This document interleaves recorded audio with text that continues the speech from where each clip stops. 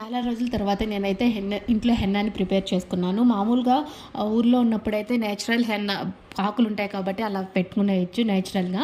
So, ఇలా మేము బెంగుళూరుకి అలా వచ్చినప్పుడు హెన్నా పౌడర్స్ దొరుకుతాయి గదా! అవి తీసుకొని ఇంకా ప్రిపేర్ చేసుకుంటాను.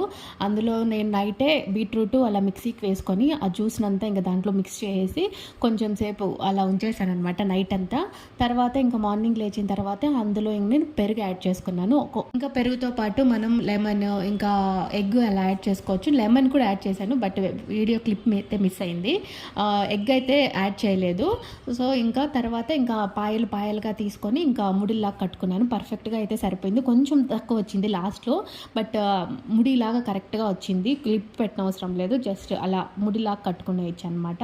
మనం పాయలుగా చేసుకొని పెట్టుకుంటే. అండ్ తర్వాత మనం ఇంకా పర్ఫెక్ట్‌గా బాగా పండాలి అంటే హెయిర్‌కి ఒక కవర్ లాగా పెట్టుకోవాలనమాట. ఒక మాస్క్ లెక్క అనమాట. అండ్ నాకైతే ఇంకా హెయిర్‌కి వేసుకోవడానికి క్యాప్ ఏం లేదు. సో, అందుకనేసి నేను ఇంకా ఇంట్లో ఒక కవర్ ఉంటే దాన్ని వేసేసుకున్నాను.